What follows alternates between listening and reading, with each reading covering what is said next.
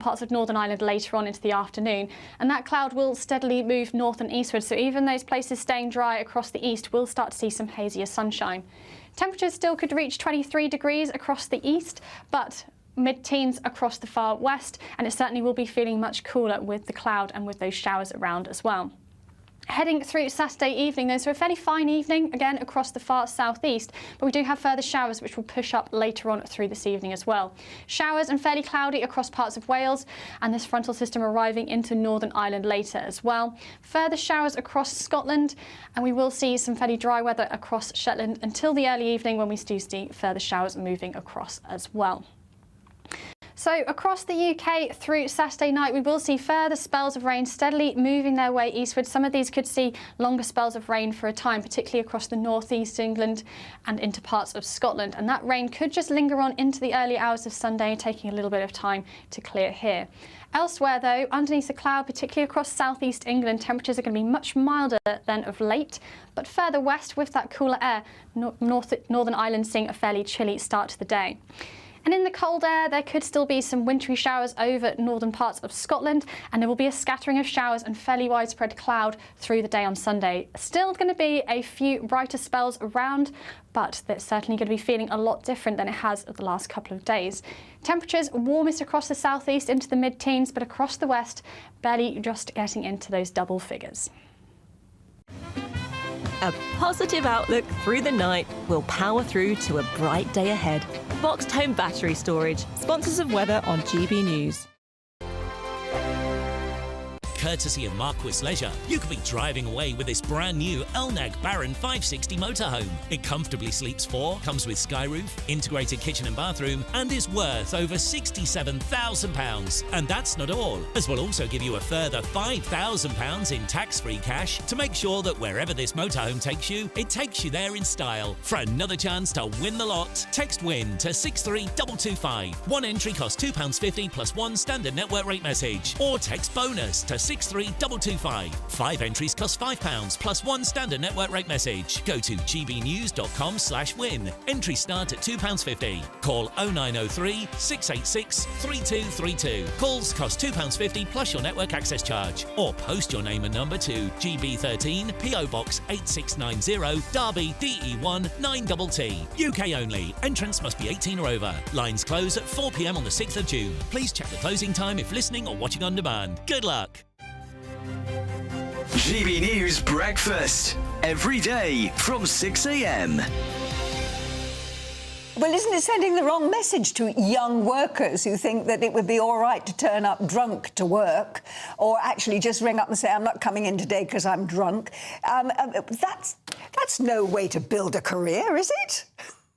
Well, I mean, this ensures that they don't turn up drunk to work because they can stay at home and have a lie if they're feeling a bit worse for wear. But I think the point is it incentivizes people who, the reason the company did it was because they can't offer really high wages, so they have to offer any perks they can give. And this was one of them. And I think that if it makes life a bit easier, a bit more fun for young workers, then that's a good thing. Dom, what do you think? Yeah, I think it's terrible. I've run a lot of companies. I've been in a situation where I've not had budget to hire people, and we didn't go to hangover leave. We went to offering things like gym membership, offering people things like therapy, offering positive things at work to be able to get them to enjoy where they work, not hangover leave. I think that's a bit desperate, well, very desperate. And to be honest, if you're running a company and someone wants to work at you because they want hangover leave, they're probably the wrong person to have in your organisation. Yeah, absolutely. And also, Luca, isn't Gen Z supposed to be the generation that doesn't want to get drunk, that they're all for sort of healthy living and having mint tea instead of beer? Oh. Well, some of us are, not all of us, don't worry. But there you go, all the more reason to do this. It can help with the nighttime economy. It can get people going back into pubs and bars and really boost that element of our economy.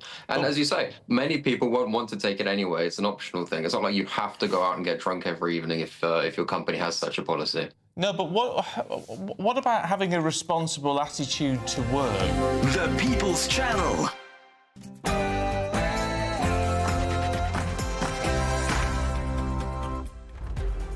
It's 10 a.m. on Saturday, the 12th of April, live across the United Kingdom. This is Saturday Morning Live. And British Steel is in crisis. In less than an hour, MPs will gather in the House of Commons after Sir Keir Starmer recalled Parliament to begin debating draft legislation to protect the British steel industry. We'll bring you that debate and all of the reaction. And GB News political editor Christopher Hope is live for us in Westminster as MPs descend on the House of Commons. And our reporter Anna Riley is in Scunthorpe as we ask, will the Prime Minister nationalise British Steel? That's right, do not adjust your set. It's 10 a.m. in Westminster on a glorious Saturday morning, but we're here and MPs and peers are here to debate a bill which will government-back control of running the steelworks in Scunthorpe. But don't call it nationalisation. Well, not just yet. And all eyes are on Westminster here in Scunthorpe as the future of the town's steelworks hang in the balance. And in a GB News exclusive, a campaigner reveals how he has been blocked from accessing court transcripts from the Grooming gang trials. We'll reveal more shortly. Elsewhere, we'll be going live to Scotland, where an extreme wildfire warning has been issued for the whole country. Tony Maguire will be on the ground to bring us the latest. And we'll take a look at the rest of Saturday's top stories, including, can you guess which UK cultural events could get special protections on a new heritage list from the government? We have the biggest stories, the boldest opinions and the liveliest debates over the next 2 hours. I'm Miriam Cates. And I'm Charlie Peters. Your weekend starts here.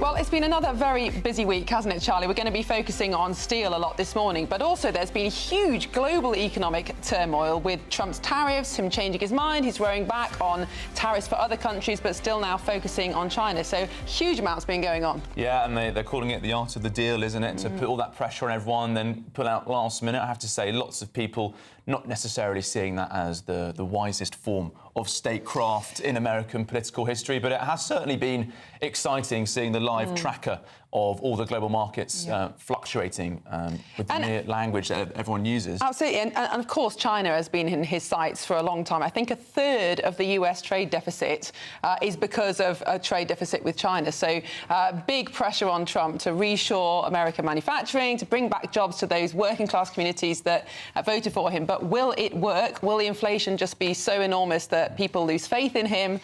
Of course, this feeds into the steel debate as well. Absolutely, and about reshoring industry in Britain.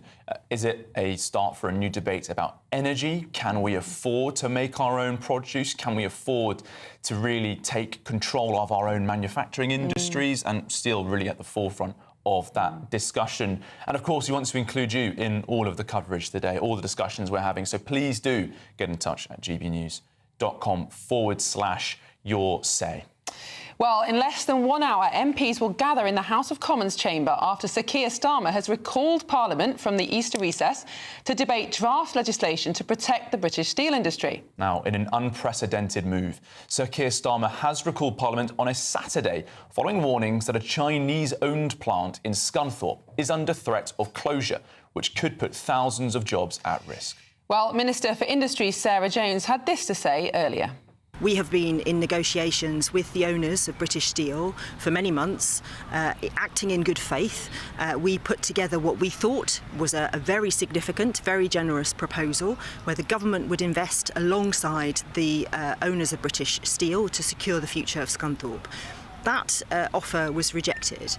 What has changed is that they are no longer acting in good faith. Meanwhile, the Deputy Leader of Reform UK, Richard Tice, told GB News why his party is putting an amendment down today to nationalise British Steel. We'll be supporting the government in getting to where it's aiming to get to today. But if you're going to do a job, then do it properly. I've got a badge here, Save Our Steel, by the Community Union. And, I've been up twice to Scunthorpe this week. And we know that actually you can make a long-term viable business out of this. It's in the national interest. So I'm saying to the government, don't shilly-shally, don't mess around, get on with it. Now, the leader of the Lib Dems, Sir Ed Davey, is calling for steel to be made a national strategic asset. But Conservative leader Kemi Badenoch has said that nationalisation must be a last resort, adding that the situation was one of the government's making. Well, joining us now is GB News political editor Christopher Hope, who is live for us in Westminster, and live in Scunthorpe is GB News reporter Anna Riley. Christopher, let's come to you first. A very, very unusual step, recalling Parliament on a Saturday in the Easter recess. Have we any idea of the text of the legislation that MPs will be debating yet? Charlie and Miriam, welcome back to College Green here in Westminster. No, we have no idea yet of the bill. We expect it to be a one-clause bill. It will be called the Steel Industry (brackets Special Measures Bill). It's the first time we've been called back to Parliament to debate this kind of thing since the Falklands War 40 years ago. This legislation will give powers to Jonathan Reynolds, the Business Secretary, to ensure that this plant keeps running. He will give the control over who is employed. He can rehire people who are let go by the Chinese owners. He can start ordering coking materials and coal to ensure these steel furnaces keep going. Anyone who is fired by the Chinese owners, Jonathan Reynolds can reinstate them. They've done this because the government tell us the negotiations appear to have completely broken down with the Chinese owner, Jingwei, who bought the plant back in 2020 when the Tories were in power. We are told by the government that were they not acting today by getting MPs and peers back into the Parliament, then they would have led to the unplanned closure with the loss of course, 3,500 jobs. Not clear how they would have got redundancy as well. So that's why they are where they are. The future, though, is not clear. Today is a halfway house. The government wants to essentially take back control over running this plant, put them in charge of it, and then seek a future, maybe a private sector partner to work with the government to give it a long-term future. But these blast furnaces are very old. One of them is nearly 100 years old, dating from the 1930s, one from the 1950s. They've both got around 5 years left of operational life. Reform UK, Richard Tice, he's been up and down to Scunthorpe quite a lot in recent years. He says these furnaces can be relined to give them another 20 to 25 years of life. And then what do we do with it? Do we ensure there's government contract to keep it going? And should the government be on the hook for that, given money is so tight? Lots of questions, but right now the choice being made by this government to step in, recall Parliament, get all the police back in, the catering staff. Even I'm on the Green reporting on a Saturday from outside Parliament. This is unusual. History is being made to save Scunthorpe. OK, thanks, Chris. Well, let's head over to Lancashire now, and Lincolnshire, and join Anna Riley in Scunthorpe, a town that's really in turmoil, isn't it, Anna? A very scary situation for the workers at that steelworks.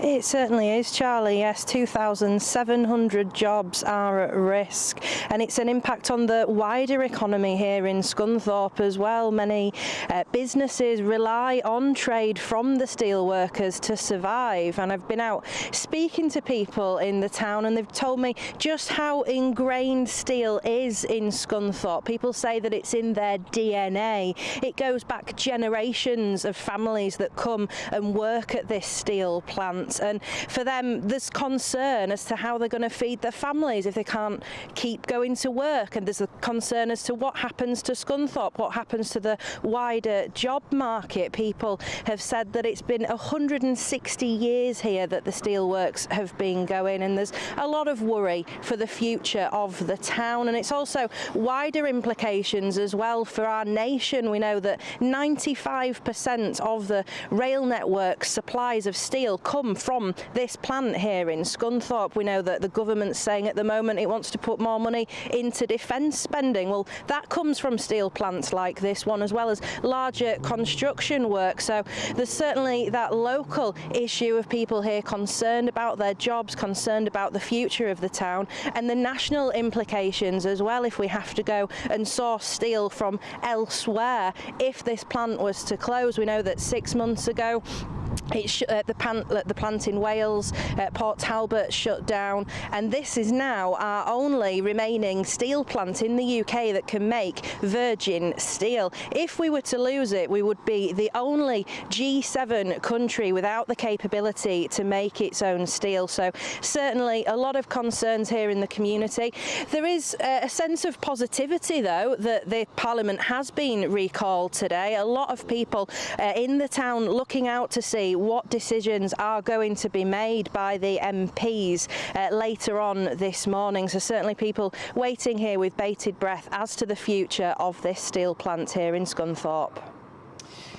Anna, thank you so much for that report, and we'll be coming back to Anna later. But we're going to go back to Chris Hope now shortly, because he's going to have a guest for us. But, I mean, the situation in Scunthorpe, it is looking terrible. But actually, some people are saying this morning, some Conservatives, this could have been avoided because before the election, there was a deal on the table which involved, first of all, building an arc furnace up in Teesside and then gradually migrating over from Scunthorpe. But according to Conservatives anyway, the union scotched that deal. The Labour government hasn't been able to revive it. And so now we're in this really touch-and-go situation. Yeah, and it comes yesterday we learnt that the government is shipping in coal from Japan in order to keep our energy costs lower than possibly they would be.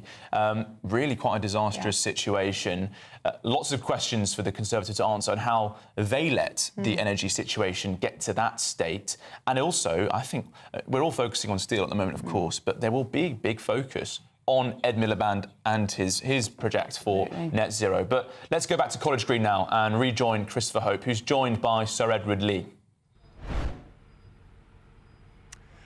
Charlie, Miriam, that's right. So Edward Lee is joining me. Now, he's a Tory MP, but very senior. He's the father of the House of Commons. You've seen a lot of history in the House of Commons for Edward Lee, haven't you? So why is today so interesting?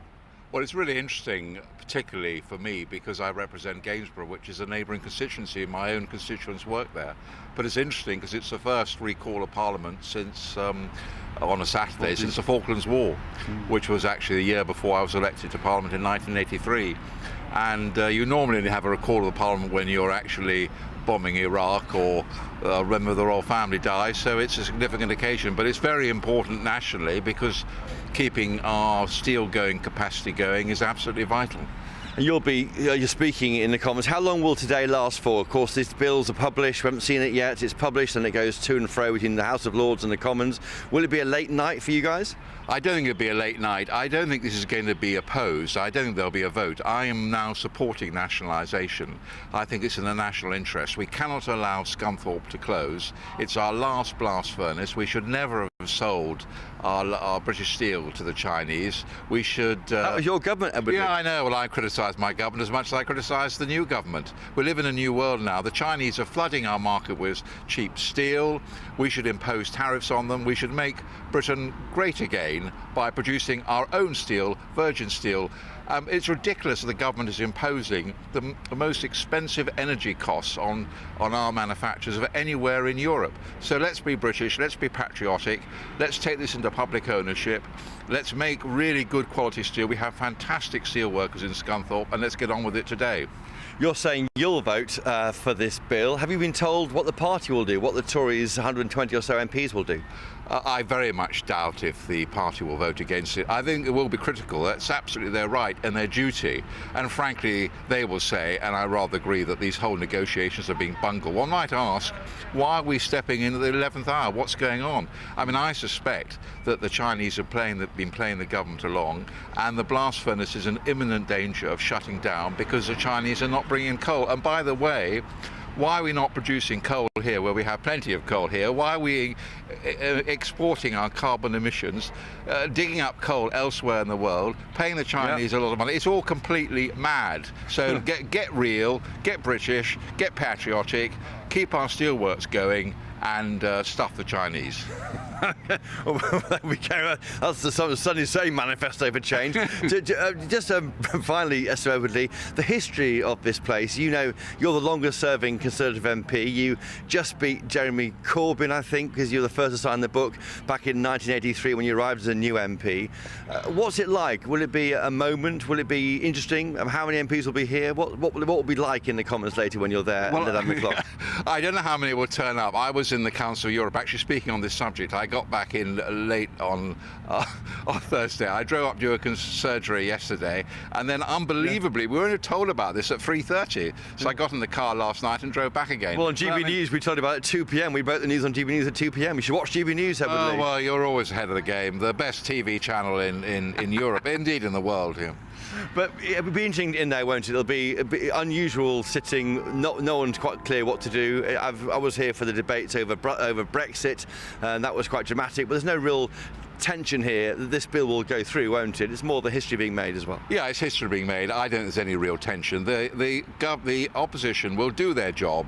They'll say these are bungled negotiations. The government will say they're no choice. But I bet the government won't be talking about the fact that they're imposing the most expensive energy costs on British steel. I bet the government won't talk about the fact we have to impose tariffs on China. We'll all do our bit, but I'll try and speak up for the good people of Lincolnshire, keep our steelworks open. I suspect that debate on net zero is just starting again. Edward Lee, thank you for joining us. There you have it, Edward Lee there, the father of the House of Commons. He's voting in favour of the legislation. We expect the Tories to do so too, but history is being made with Parliament recalled on Saturday for the first time in 40 years.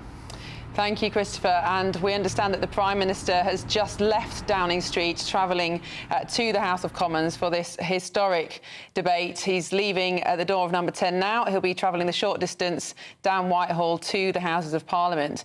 And as Christopher and Sir Edward Lee were mentioning there, of course, British Steel was sold to Xingye back in 2020. I think at that point the government had already pumped in around £600 million of taxpayers' money. It was already loss-making at that point. Of course, it's easy to look back now and say it was a mistake to sell it to the Chinese, and absolutely was from a national security front. But it's very difficult to know at the time what else the government should have done. There were no other buyers on the table. It would have been a huge step to nationalise it at that point. But really, you know, the steel industry has been failing and failed for an awful long time, not least because of our terrible energy prices. Yeah, well, we're being told that ministers are hoping to get some sort of alternative co-investment to keep this steelworks going, to transition that away from the current Chinese ownership. But urgent temporary action, it's said, obviously is considered vital and necessary to keep the plant running until longer-term options are available. Yes, because the main thing is to not switch off the blast furnaces, because once you've done that, you can never switch them on again. So even if they don't know what they're going to do with it long-term, they've just got to keep it running. So I think that's the purpose of today's bill. Well, we shall see, and we'll be covering this throughout the morning and indeed throughout the day on GB News. Well, moving on now, in a GB News exclusive, a campaigner has revealed how he's been blocked from accessing court transcripts from the grooming gang trials. Well, we can reveal that a judge from Bradford Crown Court has ruled that it would not be in the public interest to release information. Well, joining us now is Adam Wren, who runs the Open Justice UK campaign. Adam, thanks so much for joining us on Saturday Morning Live today. Why are you campaigning to have these transcripts released? So I'm from the area where these crimes happened. It's something I've always cared about. And in January, when this all kicked off again, I was reading the transcripts that were released along with everybody else, and I realised that a lot of them were not made public. And I realised one of the reasons they weren't made public is because they're so expensive to obtain. There was a case in Hansard where one of the girls tried to obtain the transcripts and she was quoted like £7,000. And I realised, well, we can crowdfund the money for this. We can raise it so that people can access them, so the victims can access them. We raised £100,000, I think, in a week, an incredible amount of money. I was feeling very, very positive at the outset of the campaign. So we set out immediately to work, and I put countless hours into this since. We've mapped something like 450 different defendants across 90 trials. And we, unfortunately, have been blocked from a few cases, including the Old Bailey. But by far the most explosive, in my mind, the most egregious, was this one from Bradford. It was really ridiculous. And this is a trial from Keighley in 2016, and this judge, Mr. Justice Rose, has told you that it's not in the public interest for this information to be released. What can you tell us more about your application and the rejection? Right, so we submitted an application saying essentially that we think this information needs to be public because it's never been public before, and that we would take there's considerations that need to be made. There's Section 1 of the Sexual Offences Act 1992, all about protecting victims. Privacy and the Right. And I've sought legal advice, so our application incorporated this. I've had lawyers look at it and draft it with me, and it was rejected on the grounds of public interest. Now, my opinion here is, so we've acquired 11 sentencing remarks so far, and we have 20 awaiting delivery to us that we've had accepted. And of those 11 that we've acquired, I've given a bunch to MPs and investigative journalists and other people while we can't quite release them yet because the judges need to go through and redact and such. One of the people that acquired them was Katie Lamb, who used those transcripts to make that incredible speech that she gave last week in the House of Commons. And Jess Phillips's response was that this information, we don't need the National Inquiry because this information is already public. However, some of the information that Katie raised in the Commons was from these transcripts. It's not been public before. So the idea that not getting them is not that it somehow harms the public interest when this information isn't available and has been raised in the Commons is, I think, ridiculous. It's ridiculous on its face. Do you think there's a sense amongst politicians, and maybe some in the media as well, that some of these details are frankly just so harrowing, so grotesque, that it would be just easier not to know? They think, well, we know what the grooming gangs are now, we know it's appalling, we're hoping for an inquiry whether or not we get one, but actually just the details are just too difficult. Do you think that kind of deep human reason actually is underneath this denial of wanting to know? I think I can't speak to the reasoning behind everybody in the party that's blocking this. And I know that behind closed doors there are many Labour MPs, some of them quite vocal, that have been in support of a national inquiry. I don't know why the decision makers haven't gone for it. I think it's a mistake on their part. I think they're hoping that it will go away. I don't think this is going away. And I think 4 years from now, when we have another election, this issue will be front and centre. And I think these politicians are going to have to stand up on the debate stage and they're going to have to defend their record in front of the public. Yeah. And they're going to have to, unfortunately, face the people and admit that they refused an investigation into what I think are some of the most horrific crimes that have ever been committed in the 2,000-year history of this nation. Adam, that 2016 trial, the details you're trying to release, the abusers, 12 of them were jailed for assaulting a girl as young as 13. Crimes described as terrible and heartless. But there's limited information about the failures potentially associated with attempts to deal with this problem at the time, because they were receiving justice about a decade after the event. What other information did you get in that rejection which you think is troubling or points towards censoring that information coming to light? So it's not just this rejection. We've had another rejection from the Old Bailey, where we have a whole email chain where they stated that they believe that it was a CSE case and therefore they have to review it. And then the third email that they sent back to us said, we've just realised that it's CSE and therefore we're not releasing it. But they knew that in the first place. But for Bradford, they said it was not appropriate to release it. Can you give us more detail from that rejection specifically? So the only information that we really have from that rejection is that they believe that the debate, given the debate that's happening in the public sphere, that releasing more information is not in the public interest. So that's judges trying to control the debate we're having in public, it seems to me. Right. And one of the issues that's been raised again with these gangs is that the reason that this was allowed to happen is because the authorities were turning a blind eye. They didn't want this debate to happen. They feared it would embolden the far right. This culture, we're told, has gone. It's evaporated and they're taking the issue seriously. And of course, at the time, anybody, any member of the public or journalist would have been able to sit in court and hear the trials. But of course, at that time, it was not widely understood how these cases were connected, how widespread it was, the scale of the crimes. So it's even more important now, isn't it, to be able to tie all these things together? Right, and there's also a lot that just hasn't. Much of this has been reported by local media, but there's a lot that hasn't. I've spoken with a few victims and their families, and they're very supportive when I say that my focus with the transcripts especially, the one thing that they really reveal are the failings of the police, the failings of the local authorities and the prosecution. There's one transcript that we have where a girl went to the police and to report her abuser. She left and her abuser sent her a message saying, I know that you were with the police because I've paid off somebody in CID and I know that you're planning to go to a refuge. And she ended up pulling out. She ended up refusing their help. Yeah. That information is already in the public domain with regards to, that's a Rotherham case, I believe, but there'll be so many more that is yet to be released because the details weren't captured back in the time. So, Adam, thank you so much for the work you're doing. Really interesting stuff and getting this in the public interest. Thank you, Adam. Thank you. Right, we do have a statement from the judiciary. A spokesman there said that transcripts of court hearings can be provided following approval by a judge. Requests are dealt with on a case-by-case basis and are subject to judicial discretion. Well, thank you very much, Adam, again. And still to come, we'll be returning to Scunthorpe and we'll cross live back to Westminster as MPs begin to gather in the Commons chamber ahead of that crucial debate on the future of British steel. But next, we'll take a look at the rest of Saturday's top stories. And can you guess which British cultural events could get special protections on a heritage list? This is Saturday Morning Live on GB News, Britain's news channel.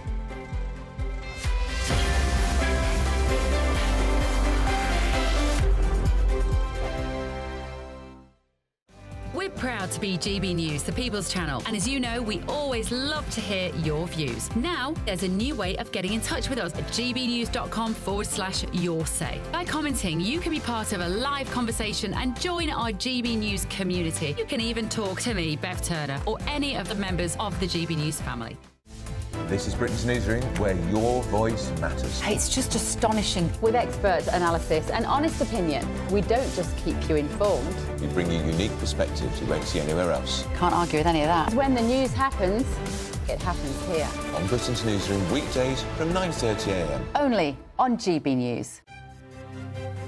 GB News Breakfast. Every day from 6 a.m. If you've read Spare, you'll know that Prince Harry's very open, isn't he, about his drug taking in the past. So it's going to be interesting to see if he was honest in his visa application. Well, we're absolutely waiting for it. Yes, he admitted he took cannabis, cocaine and magic mushrooms, as we know in Spare, and also the Netflix series. He said that.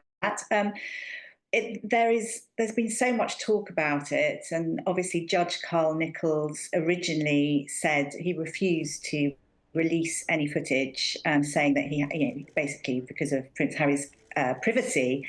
But as we know, Trump, border security and application of rule is one of his priorities. And I do see Harry as a pawn, really, for Trump and collateral. So everyone's waiting to see what happens. Tuesday is the day, D-Day. We don't know whether Prince Harry is quaking in his boots. But, he quit being a working royal. Well, did he get preferential treatment? We don't know. There is possible misconduct. Apparently, DHS says that actually releasing the paperwork won't shed any light onto how things work. But there are thoughts as well that he could have entered on a special visa. Now, this is an A1 visa that deals with immigration paperwork. And it's a special kind of visa for heads of states and royal people. So Prince Harry could have got through on that, but we're waiting to hear. It's D-Day tomorrow. GB News, the People's Channel.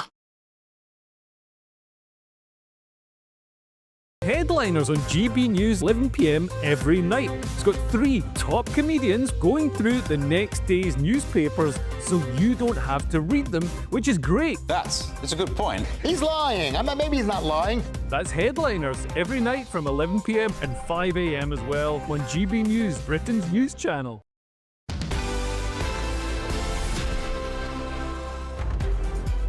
Welcome back to Saturday Morning Live, and now to look through the top stories of the day, we're delighted to be joined by former Conservative advisor Jennifer Powers and former Labour MP Stephen Pound. Welcome to both of you. Thank you. Shall we start with today's big news, the top story, Parliament being recalled to discuss the future of British steel. Stephen, it's historic in the sense that Parliament very rarely sits on a Saturday. Hang on a second, yeah, but there's been about 4 or 5 occasions. I mean, I think the last one I remember was when the monarch died. But there's been 34 recalls since the war. And I was actually on a cruise with Mrs. P when they had all the, I hasten to add, when we had all this nonsense about the European debate. And I got dragged off. And it was rather good fun, actually. They didn't actually stop the ship, but when it came into port, I was taken. And Mrs. P, I said, "Are you coming with me?" And she said, "No, we've got a port wine tour booked for the next day." That's as good excuse as any, isn't it, really? Yeah, but the interesting thing about this one today is even the Greens are in favour. Now, actually, that gives me pause for thought. But I mean, so anything goes. I mean, everybody seems to be in favour of it, so it'll bang through quickly. Jennifer, the death of a monarch an invasion of the Falkland Islands, the Suez Canal crisis. These are unpredictable events, but this has been bubbling for a while. To recall on a Saturday in this emergency fashion, this could have been done well before today. Well, you're absolutely right. When I was in number 10, the Scunthorpe Steelworks was on my list. It was one of the projects that we were concerned about. And, you know, this is really a different era with the Trump tariffs coming in, and we have a new world order around the importance of material power, productive power. And I think whilst under Boris Johnson, there were concerns, we're very much focused on how do we not lose the jobs? And that is still incredibly important. But now we need to think about how do we reindustrialize? And what role does primary steel, which is only produced at the Scunthorpe plant, play in our reindustrialization and therefore our national security? Isn't it interesting? I mean, I'm pretty sure that somebody in Cumbria will be looking at that application for a coking coal extraction plant. But I've actually got some skin in the game here. Because back in the 80s, I was at the Cleethorpes Jazz Festival, and I ran out of money. And I couldn't get back to London. And so there were usually 3 big steelworks at Appleby Frodingham, Richard Thomas and Baldwin, and Lysites. And I actually got a job in Richard Thomas and Baldwin's, which is actually related to Stanley Baldwin. He owned it. And it was an extraordinary place to work. I was chipping tar acid off these vats. And amazing, I don't know if I can tell you this, but in the lavatories there, they had a spike sticking out of the wall behind, so you couldn't lean back and read the paper. So you had to, And also, people used to bring their meal. They used to call it their snap. That's what they called it for their meal, and they'd put it in the observation window of the big blast furnace to actually heat the tea. And I have to say, those hours, days, weeks, I forget how long it was, I spent there in Scunthorpe are unforgettable.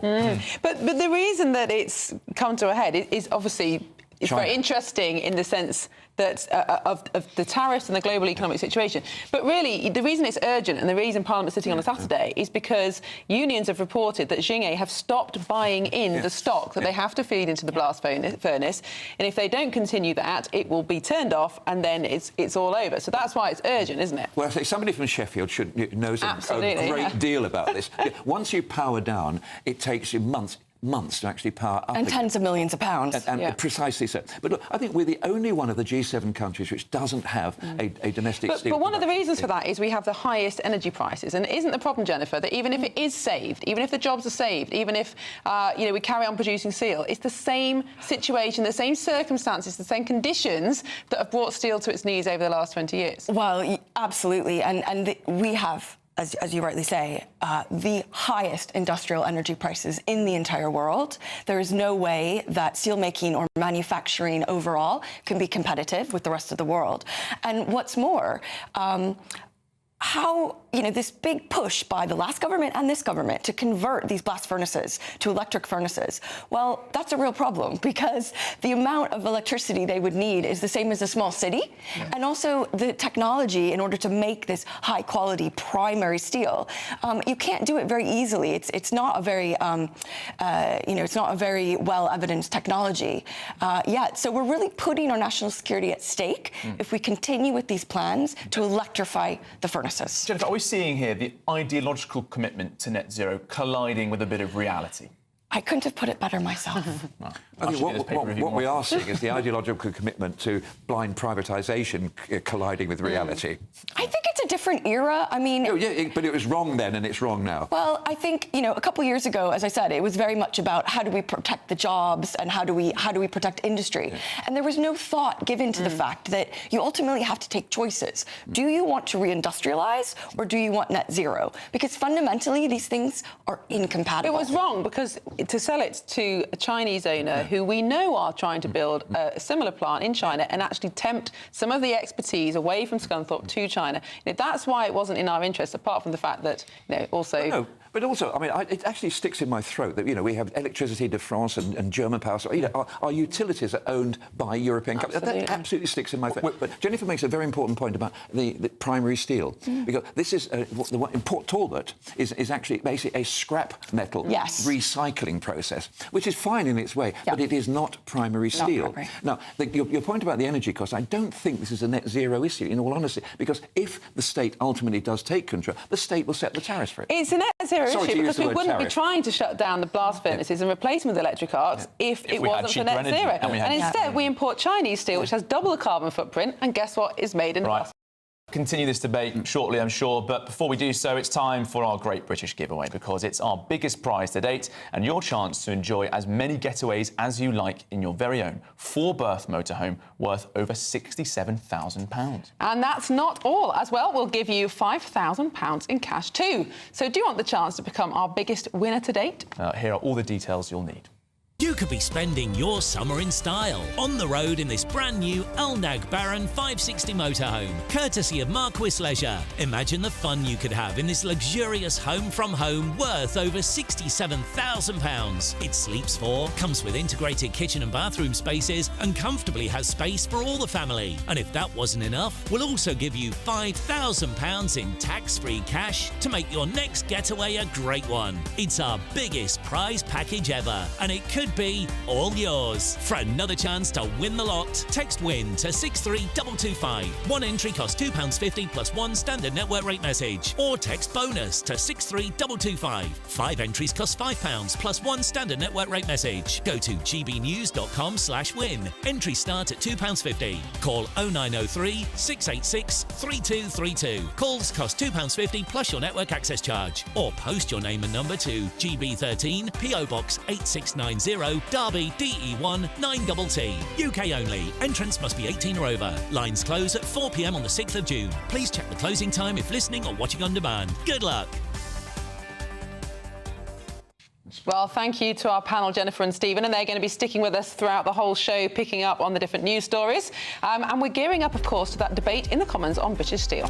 Next, we'll go live to Scotland, where an extreme wildfire warning has been issued for the whole country. Our reporter, Tony Maguire, will bring us the latest. This is Saturday Morning Live, only on GB News. Headliners on GB News 11 p.m. every night. It's got 3 top comedians going through the next day's newspapers so you don't have to read them, which is great. That's a good point. He's lying. Maybe he's not lying. That's Headliners every night from 11 p.m. and 5 a.m. as well on GB News, Britain's news channel. It's Patrick Christie's Tonight, and here we do things differently. It's explaining the absolute madness of this, doesn't it? It's explosive. I mean, this is very good. It's lively. 850. Your government sat there short and it did nothing. It's controversial. And the Middle East has been in turmoil since before I was born. It's everything you need to kickstart your evening. Everyone's had their Weetabix tonight. I love to see it. That's Patrick Christie's Tonight, weeknights from 9 p.m. Only on GB News, the People's Channel, Britain's news channel. In the GB newsroom, we bring you the news as it happens. With our team of dedicated journalists across the UK, we're ready to keep you up to date with what's happening every half an hour, every single day. Bulletins here on GB News, the People's Channel, Britain's news channel. Hi, I'm Michelle Dewberry, and my show is your opportunity to cut through all the noise and dive in headfirst to some robust debates. Ideas clash. Situation, isn't it? No, because the failure is you're deliberately avoiding my point. Nothing's held back. And if you think this is the end of it, wait for more. And we do not shy away from the difficult stuff. Sometimes I want to shake people and say, if only you understood. So join me on Jubes & Co. weeknights at 6 p.m. only on GB News, Britain's news channel. Mornings don't have to be tiresome, especially if you have the right company. Wake up to news as it happens, opinion and debate, and of course, a little bit of entertainment too. Because when the kettle's on, we're on. That's Breakfast on GB News, a show worth waking up for. Every morning from 6 a.m. Only on the People's Channel, Britain's news channel. We'll spread the news, you spread the word. We're proud to be GB News, the People's Channel. And as you know, we always love to hear your views. Now, there's a new way of getting in touch with us at gbnews.com/yoursay. By commenting, you can be part of a live conversation and join our GB News community. You can even talk to me, Bev Turner, or any of the members of the GB News family. The royal family is an enduring symbol of tradition, unity and pride for Britain. At GB News, we celebrate what makes this country great. In our new royal newsletter series, you can join me, Cameron Walker, for Inside the Palace, an exclusive look every week that takes you beyond the gates and brings you the very latest from those at the heart of the monarchy. Never miss a royal moment again. Sign up now. Go to gbnews.com/royal newsletter and get the latest straight to your inbox.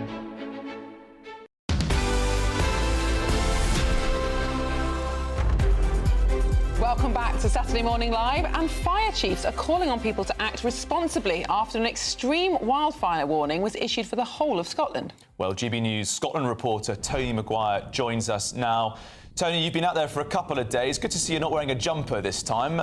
Well, it's been hotting up out there and causing quite a lot of concern. Yeah, that's correct. I mean, certainly part of the reason, you can't knock the style of a good old-fashioned sweatshirt, but I figured the white shirt is going to show just how blackened the ground is behind me, and around me is just acres and acres of black burned out grass, trees, shrubs, as the wildfire here just north of Cumbernauld took hold on Thursday night, burned through most of yesterday, and while there's no big plumes of smoke here today, certainly we've still seen fire engines scrambling about, dealing with fires, and this day two of the latest extreme wildfire warning up here in Scotland.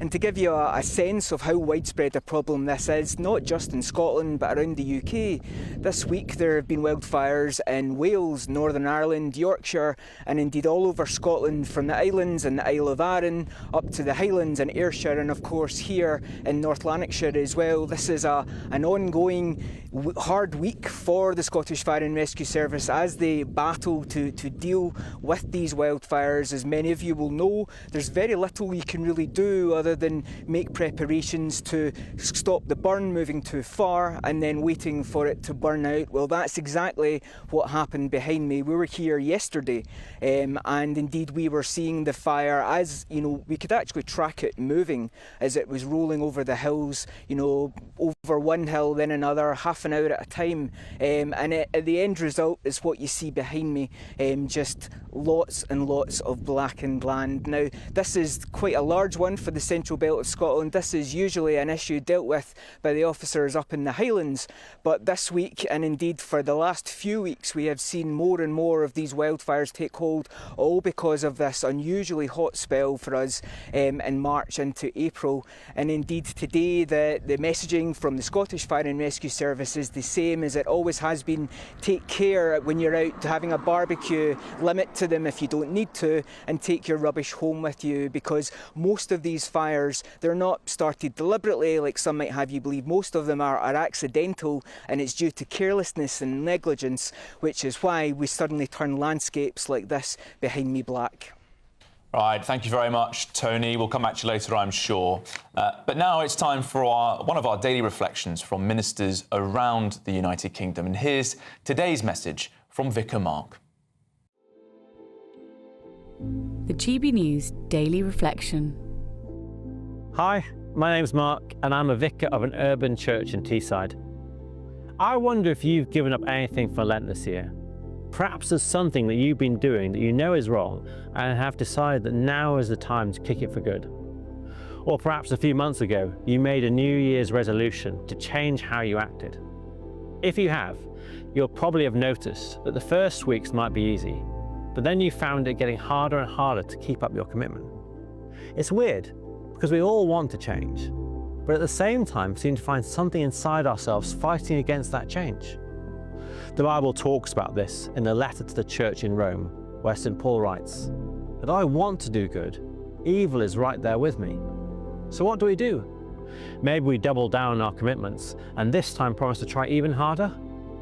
But if the problem's within me, perhaps I need to look outside myself to find help to change.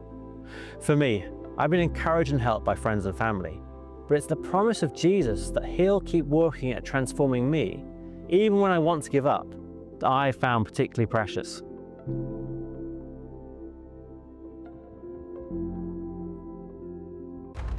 Well, still to come on Saturday Morning Live, we'll go back to our political editor, Christopher Hope in Westminster, and our reporter, Anna Riley in Scunthorpe. But first, if you are in search of some holiday sun and you want to avoid those wildfires in Scotland, then here's the forecast for some of the top European destinations.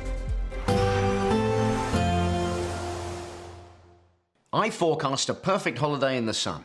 Weather looking good then? For sure, and no worries about our travel insurance. All Clear Travel Insurance sponsors GB News Travel Destinations Forecast.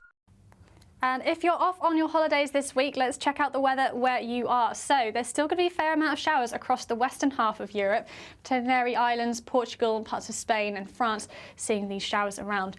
Longer spells of rain moving into the northern half of Italy, but across the southern half there should still be some decent sunny spells. Best of the sunshine across Greece, but there still will be a strong northerly breeze as well. Temperatures across the board either in the high teens or into the early 20s, and the best of the sunshine in Santorini. All Clear Travel Insurance sponsors GB News Travel Destinations Forecast. Good morning and welcome to your latest GB News weather update from the Met Office. So after days of warm sunshine, it will be still lingering across the eastern half of the UK, but we do see cloud arriving from the west with some showers as well. So starting the day on Saturday, plenty of sunshine around, particularly again across the eastern half of the UK, but this area of showers moving up from the southwest, parts of Devon and Cornwall into Wales and parts of Northern Ireland later on into the afternoon. And that cloud will steadily move north and eastward, so even those places staying dry across the east will start to see some hazier sunshine. Temperatures still could reach 23 degrees across the east, but mid-teens across the far west, and it certainly will be feeling much cooler with the cloud and with those showers around as well. Heading through Saturday evening, though, so a fairly fine evening again across the far southeast, but we do have further showers which will push up later on through this evening as well.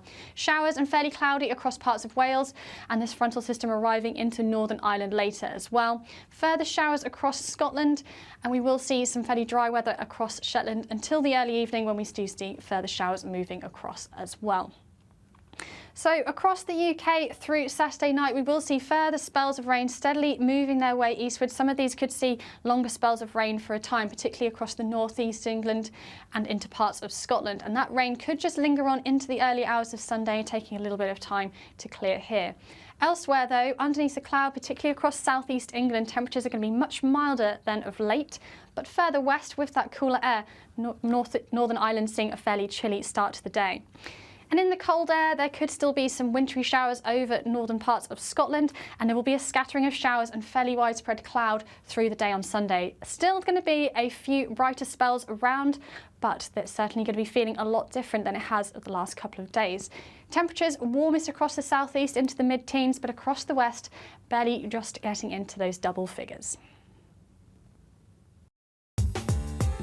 I'm Christopher Hope. From pop stars to politicians, I'll interview anybody in a pub who's got a political opinion. Join me every Friday on Spotify, Apple Podcasts, YouTube or gbnews.com, or wherever you get your podcasts.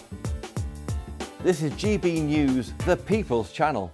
Headliners on GB News 11 p.m. every night. It's got 3 top comedians going through the next day's newspapers so you don't have to read them, which is great. That's a good point. He's lying. Maybe he's not lying. That's Headliners every night from 11 p.m. and 5 a.m. as well on GB News, Britain's news channel.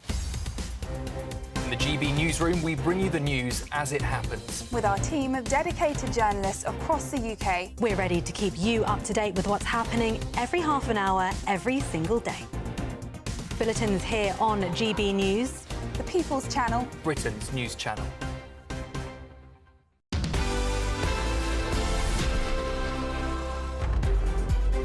Welcome back to Saturday Morning Live with Miriam and Charlie. And the Prime Minister has left Downing Street for the Commons this morning for that crucial debate on the future of British Steel. Here he was leaving Number 10 earlier. Well, we're now about 15 minutes away from that debate. He's already gone. But joining us now is the GB News political editor, Christopher Hope, who is live for us in Westminster. We're getting those pictures now of the Prime Minister leaving Downing Street earlier. And also live in Scunthorpe, we've got GB News reporter Anna Riley. But let's start with Chris in College Green. Christopher, gearing up for a seismic day in Parliament. That's right, Miriam and Charlie, that's right. Well, the PM, before he left Number 10, has written an article for the Grimsby Telegraph, almost showing that at the heart of all of these big announcements in Parliament, the news is local and very political, certainly in Scunthorpe. And he says this in the Grimsby Telegraph: our steel industry is part of the pride and heritage of our country. It provides livelihoods for thousands of people, and it's absolutely vital, he says, to our plan for change to rebuild Britain. And that's why today I'm stepping in to protect British jobs and British workers. So there you have it. That's a flavour of what you'll be hearing from this dispatch box in about a quarter of an hour's time. Now, just for you, Miriam, I've been to the House of Commons to try and get a copy of the draft bill. I'm told at the voting office it's not published until 11 o'clock today. So all we have at the moment is this document, which is the order paper, a very rare order paper because it's published for a Saturday sitting in the House of Commons, the first such sitting here in 40 years. But it does say here in this order paper, Miriam and Charlie, that there's one item on the agenda, and it's this: the Steel Industry Special Measures Bill. And according to Jonathan Reynolds, a statement in his name says it's a bill to make provision about powers to secure the continued and safe use of assets of a steel undertaking. That's the legal words. What it means is the government takes over the running of British Steel in Scunthorpe. And how long it lasts for, well, no one knows. The Commons sits at 11, the Lords sits at 12. Some people have told me it should be over by early afternoon, but I have it from a very senior source in the Commons. This won't end today until after 7:30 and maybe into the early hours. That's because making laws is like sausage making. No one really knows what goes on to make them. Except, Chris, that is especially true in this case because, as you said, the bill's not been published yet, and I've just been looking on the website, and you're absolutely right, it's not there. Now, we understand it will be a short bill, but nevertheless, to expect MPs to turn up at 11, get a copy of this from the vote office, read it, analyse it, speak on it, understand the full consequences. Yes, of course, it sounds like unanimously MPs want to save British Steel, but nevertheless, they are signing a blank cheque here, and not every MP will be happy to do that on the basis of so little information.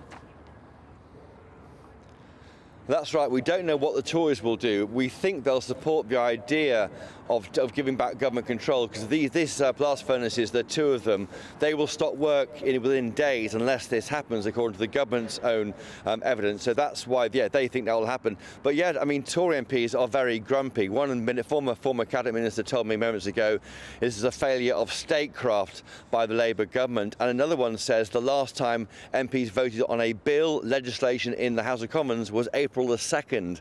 Since then, it's been chatting about debates and topics when they could have been looking at this kind of information properly in working hours when everyone's here. Thanks, Chris. Well, we're also live in Lincolnshire, where our reporter Anna Riley joins us from Scunthorpe. Anna, what concerns are you hearing from the workers there? Well, certainly there's 2,700 jobs at risk here, so people are very concerned that they might be out of a job as early as next month. And it's not just the workers that are concerned as well, but the wider community. Steel and Scunthorpe are synonymous with each other, and a lot of these workers provide business for further businesses in the town. I've been out speaking to people about what the steelworks here mean to Scunthorpe. Scunthorpe needs the steel industry. It's what holds the community together, and we're all family around there. We all try and look out for each other, you know what I mean? Without it, it'd become a ghost town, and we need it. The only way they will know where Scunthorpe is when you mention the steelwork, and they will like, oh yeah, steelwork, Scunthorpe, yeah, big place. And it employed a lot of people, so all this happening, imagine how many people lost their job, and some people work there all life. And now, with no other skills, if I lost this job, we're going to struggle, the families, the kids. Well, I don't really know if they'll make a deal, because I don't think the government really cares much about the North. Everything. If it goes, it becomes a ghost town. All the knock-on effect and everything. We've got to nationalise the steel industry. We've got nothing of our own in this country. No gas, coal, electricity, even our water's French-owned. And when the pickup comes, if we haven't got a steel industry, it's all going to go abroad, and everything's going to go abroad. So all eyes here in Scunthorpe are on Westminster this morning and into this afternoon to see as the future of the steelworks here hangs in the balance. Thanks, Anna from Scunthorpe and Chris in Westminster.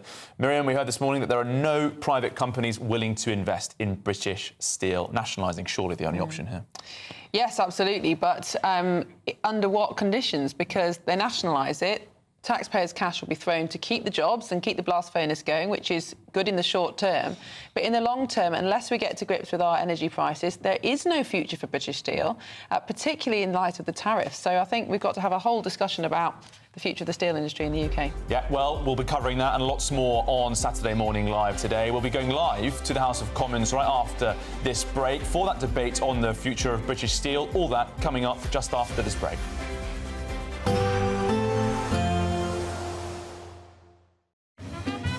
A positive outlook through the night will power through to a bright day ahead. Boxed Home Battery Storage, sponsors of weather on GB News. Hello there, welcome to your latest GB News weather forecast from the Met Office. We're looking ahead to today. For most of us, it's remaining fairly fine out there, but we're already starting to see a change out towards the west. We're beginning to see some areas of rain move in. It's all courtesy of areas of low pressure developing to the west and also to the south of the UK, and that will bring up some cloud and also some outbreaks of rain, chiefly across southwest England this afternoon, but that will move up into parts of Wales too. But elsewhere, it's a generally fine picture. Best of the sunshine out towards the east, and in the sunshine, again, feeling very warm for the time of year. We could see highs reaching 23 or possibly 24 degrees down towards the southeastern corner. Into the evening hours for much of Scotland, we should hold on to the fairly fine conditions, but already out towards the west we'll start to see a bit more in the way of cloud come in that could just produce a few spots of rain. More significantly so for Northern Ireland, a rather grey end to the day here with a good chance of seeing a few spots of rain, also for parts of northwest England, Wales and again down towards the southwest. But elsewhere across England we're hanging on to the fine conditions as we approach sunset with some late spells of sunshine. But throughout the night, the cloud and rain will spread its way further north and eastwards across the UK. So what it will certainly do is give us a milder night than what we have been used to. And I think for most of us, we'll see at least a few splashes of rain as the night goes on. But by the end of the night, some clearer conditions working their way into the west. But you can see temperatures overnight not anywhere near as low as they have been. So Sunday overall more cloud than what we have been used to right across the UK. But in between there will be some brighter spells, especially for parts of Scotland, Northern Ireland and maybe western parts of England and Wales. But for all of us, certainly feeling significantly fresher than it has been, but still not too bad. Temperatures reaching the high teens in the south. Expect a warm front, moving from the kitchen right through to the rest of the house. Boxed Boilers, sponsors of weather on GB News. Courtesy of Marquis Leisure, you could be driving away with this brand new Elnag Baron 560 motorhome. It comfortably sleeps 4, comes with sky roof, integrated kitchen and bathroom, and is worth over £67,000. And that's not all, as we'll also give you a further £5,000 in tax-free cash to make sure that wherever this motorhome takes you, it takes you there in style. For another chance to win the lot, text WIN to 63225. One entry costs £2.50 plus one standard network rate message, or text BONUS to 63225. 5 entries cost £5 plus one standard network rate message. Go to gbnews.com/win. Entries start at £2.50. Call 0903 686 3232. Calls cost £2.50 plus your network access charge. Or post your name and number to GB13 PO Box 8690 Derby DE1 9TT. UK only. Entrance must be 18 or over. Lines close at 4 p.m. on the 6th of June. Please check the closing time if listening or watching on demand. Good luck. The royal family is an enduring symbol of tradition, unity and pride for Britain. At GB News, we celebrate what makes this country great. In our new royal newsletter series, you can join me, Cameron Walker, for Inside the Palace, an exclusive look every week that takes you beyond the gates and brings you the very latest from those at the heart of the monarchy. Never miss a royal moment again. Sign up now. Go to gbnews.com/royal newsletter and get the latest straight to your inbox. Westminster, the ultimate clique. And you're fighting like rats in a sack. But here on the Camilla Tominey Show, we ask the questions the establishment media is too scared to ask. OK, let me ask you a straight question, because I know you're a straight-talking politician. Whether it's net zero, illegal immigration or law and order, nothing is off limits. You had the power then. Yeah, as I and say, now you've lost it. That's the Camilla Tominey Show, a politics show that's fearless. But no, let me finish my question if you don't mind, because it is my show. Sundays at 9:30, only on GB News, the People's Channel, Britain's news channel.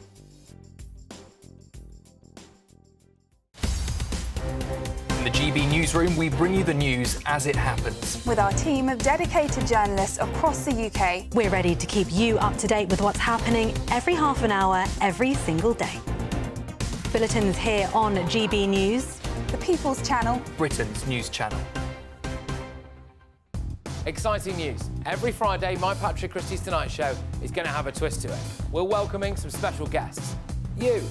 That's right, on Fridays I'm going to be doing my show in front of a live studio audience, because this show is about you and what you have to say. It's going to be the same big debates, same big topics, same big opinions, but every Friday night at 9 p.m. you are invited to come on down to Patrick Christie's Tonight to be a part of the action. Only on GB News, the People's Channel, Britain's news channel.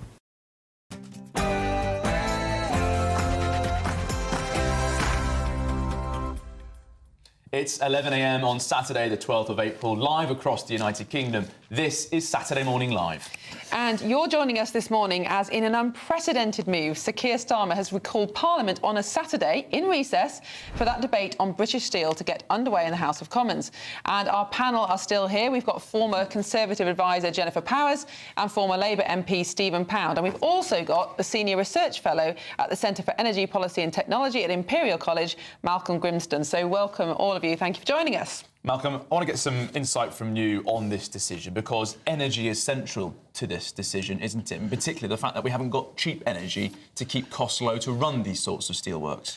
It's certainly part of the picture. I mean, for a wider perspective, ironically, steel production in the UK peaked in the mid-60s, just before it was privatised. At the point it was privatised, steel production started to fall, and it's fallen in a straight line, quite independent of the fact that it was re-privatised in 1988. And I worry a bit when everybody suddenly thinks that something that nobody was really talking about 2 weeks ago is the obvious thing to do, because there's often unintended outcomes from these kinds of things. Nationalisation of itself did not save the steel industry in the late 60s, and we'd need a lot of evidence as to how it would. And one thing, as you mentioned, is with the energy prices where they are at the moment, no private company is going to look at this. It's going to be taxpayer money going directly into energy companies over this, and I doubt that that can be sustainable. But the critical issue today is that in order to keep those blast furnaces going, somebody, the government, has got to take control and continue to fire them up. Otherwise, there are no options left once they're powered down.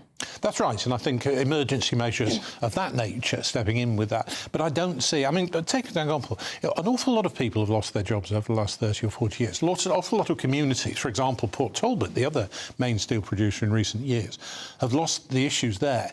Listening to the people of Scunthorpe, it's clearly a tragedy for the town if it does go with that. But we tried right the way through the 60s and 70s, subsidising jobs in industries that were no longer viable, and it wrecked the economy. And now, the issue with steel clearly is the security and the defence issue. That's where steel is different. If we get into serious international tensions with China and we feel that we need to build weapons involving steel, then having that steel industry owned by the Chinese obviously has challenges around it. So there are separate issues with that. But I would like to see this debate really focus around that and not get confused with a whole lot of other issues which haven't worked in the past, quite frankly. Well, to give us a bit more context for that debate going on today, we've got our political editor, Christopher Hope, down the line in Westminster. Chopper, what can we expect to come in the next hour?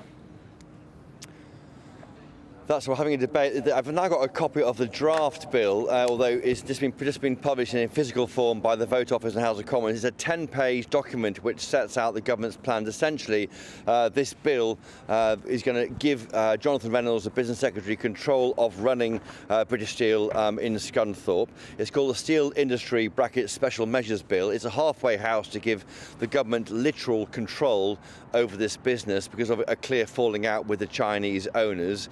It means, for example, on a very granular level, if a staff member at British Steel is fired by the Chinese owners, he or she can be reinstated by Jonathan Reynolds. That is the granular nature of what's happening here. This site is losing £700,000 a day. That will come onto the government's books, and the government from here will go forward and try and find maybe a private partner to take it on, a fund maybe the kitting out of these 2 blast furnaces. One of them is nearly 100 years old. The other one dates from the 1950s. So to have a long-term future, we need to overhaul these blast furnaces and guarantee work going forward. But the government clearly thinks that there's a sovereign need now to have steel making in this country. 95% of the railway steel used in the UK comes from Scunthorpe, and that's why it's so important. But to put that into a degree of scale, China, which a Chinese company currently owns British Steel, makes 54% of the world's steel. The UK makes just 0.3%. And the debate has now started in Parliament, so I hope we can cross there live now to the House of Commons. But, Stephen, we've just been hearing from some of our audience. We're crossing now live to Parliament. Let's hear from the Speaker.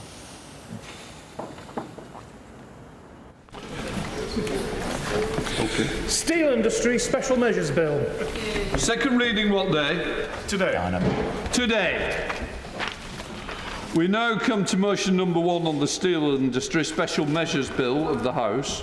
I call the Minister to move. The Leader. Thank you very much, Mr. Speaker. I beg to move the motion standing in my name, and I don't intend to detain the House for long, as we've got an important debate to follow. But can I put on record my thanks to you, Mr. Speaker, for agreeing to recall Parliament today. As ever, you've been incredibly accommodating and understanding.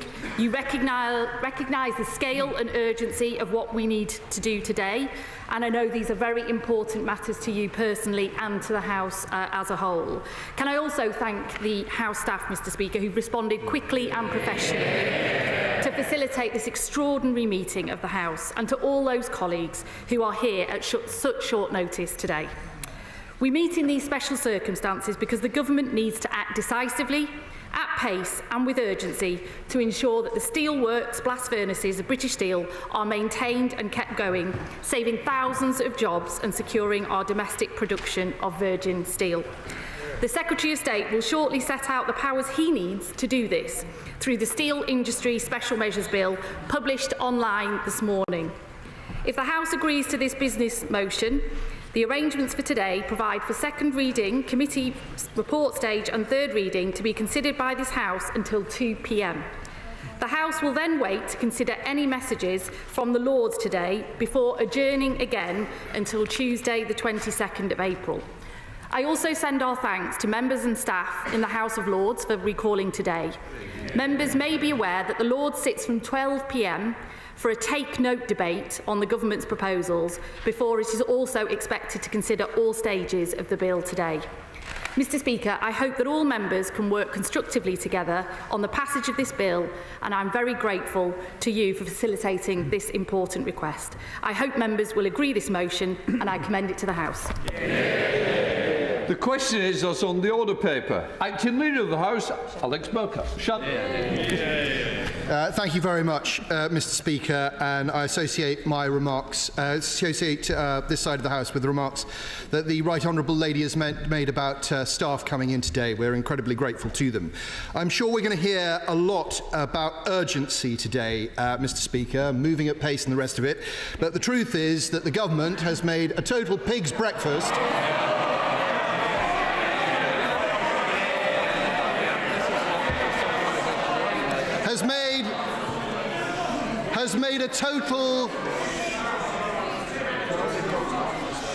Has made a total pig's breakfast of this whole arrangement. The fact of the matter is, anyone who has been paying any attention to this story over the past few months has known this was coming down the track. The House was sitting.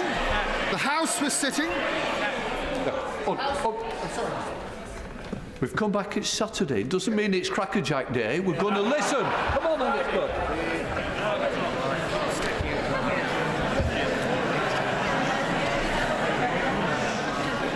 The House was sitting on Monday and on Tuesday And on those days, my honourable friend from Brigg and Immingham raised just these issues. The fact of the matter is the government, as ever, when negotiating, makes bad deals for Britain, and it is making a bad deal. It is a huge discourtesy to the House that we have only seen this bill for 90 minutes before the rise, before we have come to sit. Far-reaching powers are being given to the government. Far-reaching powers not seen in legislation really in the past 40 years, Mr. Speaker. I very much hope that the government will apologise for the way in which it has done things, for the way in which it has taken its eye off the ball yet again, and the way in which it is negotiated badly for the British people. Thank you, Mr. Speaker. The question is, as on the order paper, as many are of that opinion say aye. Of the contrary, no. I think the ayes have it, the ayes have it. The clerk will now proceed to read the order for the second reading of the bill pursuant to the order agreed by the House. Steel Industry Special Measures Bill, second reading. Now. I remind members that under the order of the House of today, notices of amendments and new clauses to be moved in committee of the whole House may be accepted in person by the clerks of the... This is very serious. In committee of the whole House and may be accepted in person by the clerks at the table in the chamber before the bill has been read a second time. The deadline for amendments to be tabled in this way is 12 noon. Any amendments to be tabled to the bill will be treated as manuscript amendments, which means that only those amendments tabled before 12 noon and selected by the chairman for debate at committee stage will be distributed and published. I call Secretary of State Jonathan Reynolds to move the second reading. Thank you, Mr. Speaker. I beg to move that this bill be now read a second time. Mr. Speaker, we meet under exceptional circumstances to take exceptional action in what are exceptional times. Our request to recall Parliament was not one we have made lightly, and I am grateful, genuinely grateful, to honourable members on all sides of this House for their cooperation and for being here today as we seek to pass emergency legislation that is unequivocally in our national interest. I would also like to particularly thank the staff here in Parliament for facilitating today. I would like to thank the Prime Minister, the Chancellor and the Home Secretary for their support. Indeed, the only reason we can take this action today is because of the restoration of economic stability and the dedicated resources for steel in the last budget. I would like to recognise my honourable friend for Scunthorpe and the honourable member for Brigg and Immingham and for all my honourable friends from Teesside for their advocacy and engagement on behalf of their constituents throughout this matter. As honourable members will know, since taking office, this government has been negotiating in good faith with British Steel's owners, Xingye. We have worked tirelessly to find a way forward, making a generous offer of support to British Steel that included sensible, common-sense conditions to protect the workforce, to protect taxpayers' money, and create a commercially viable company for the future. Despite our offer to Xingye being substantial, they wanted much more, frankly, an excessive amount. We did, however, remain committed to negotiation. But over the last few days, it became clear that the intention of Xingye was to refuse to purchase sufficient raw materials to keep the blast furnaces running. In fact, their intention was to cancel and refuse to pay for existing orders. The company would therefore have irrevocably and unilaterally closed down primary steelmaking at British Steel. Now, I want to make absolutely clear that separate to any conversation about a possible deal to co-invest in new facilities, The British government offered to purchase raw materials in a way that would have ensured no losses whatsoever for Xingye in maintaining the blast furnaces for a period of time. A counter-offer was instead made by Xingye for us to transfer hundreds of millions of pounds to them without any conditions to stop that money and potentially other assets being immediately transferred to China. They also refused a condition to keep the blast furnaces maintained and in good working order. Now, even if I had agreed to these terms, I could not guarantee that further requests for money would not then be made. In this situation, with the clock being run down, doing nothing was not an option. We could not, will not, and never will stand idly by while heat seeps from the UK's remaining blast furnaces without any planning, any due process, or any respect for the consequences. And that is why I needed colleagues here today. And I'll give way to them for bringing him, or I think the Honourable Member. Thank you. I thank the right honourable gentleman for giving way. It begins to sound, from what he has described, as though Xingye are trying to manoeuvre the government actually into a recompensed nationalisation. Will he make plain that in the event they try and manoeuvre us into a nationalisation, we'll pay not more than a penny for it? Well, I thank the Honourable Member for his question. To be clear, we would always, in a situation where the state transfers a change of ownership to it, pay the fair market value for those assets. Now, in this case, the market value is effectively zero, so I take his point entirely. I would say the intention of Xingye has not been to engineer that situation. Their intention has been to keep the downstream and supply them from China rather than from Scunthorpe. And that would be a particular situation. I'll give way to the Honourable Member. The Secretary of State for giving way. Is it now the view of the government that primary steel production within the United Kingdom is an overriding national security issue? Well, no, I think we had this exchange on the dispatch box before. I believe that capacity is an important one. The steel strategy looks at new ways of doing that, not just protecting the past, but what the future might be, particularly DRI, a technology I think is of significant potential interest to us in future. But I do think the particular situation here, with the last remaining blast furnaces and the proposition put towards us, meant this is an exceptional and unique situation that I do need all colleagues to recognise. The legislation ahead of us today is therefore a proportionate and a necessary step. It allows us to take control of British Steel's blast furnaces, maintaining steel production and by extension protecting the company's 3,500 strong workforce. Now, the bill does not transfer ownership to the government. We'll have to deal with this matter at a later date. I took the decision, Mr. Speaker, that given the exceptional nature of a recall, it would be better to limit the powers in this bill, which are still significant, rather than introduce more complex matters of property rights and public ownership at this time. I'll give way to him. Really grateful to him for giving way.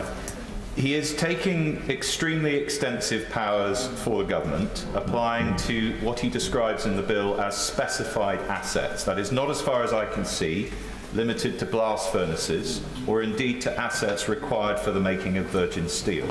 But at the same time, would he accept that what he is doing is leaving two hands on the tiller in the operation of all of these steel-making companies to which the bill may apply?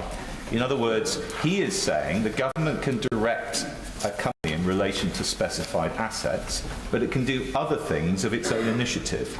Would he recognise he's creating some considerable legal complexity here in terms of the operation of these companies going forward? And why is that the right approach? I'm extremely grateful to him for his thoughtful question. The fundamental purpose of this bill is allow me as Secretary of State and this government to take control of this situation. Now, the reason it is the steel industry special measures bill and not specific to British Steel, as he will know, that would create a hybrid bill, that would be a far more complex procedure, and with the clock being run down, that was not an available option. The powers in the bill broadly replicate the situation if the Civil Contingencies Act had been triggered, but rather than seek To trigger that, to meet that threshold, I'm seeking parliamentary permission to do so, the consent of this House and the other place, which I think is a better way forward. I will make clear to him and to the House, I want this to be a temporary position. I do not want these powers any minute longer than is necessary. But I do need these powers to rectify and save this situation. I'll give way to the honourable member. I'm most grateful to the Secretary of State for giving way. Given that the Secretary of State has inferred that actually the owners, Jingye, are not acting and have not acted in good faith, surely the right thing to do is to seize this great opportunity now, this weekend, and nationalise British Steel.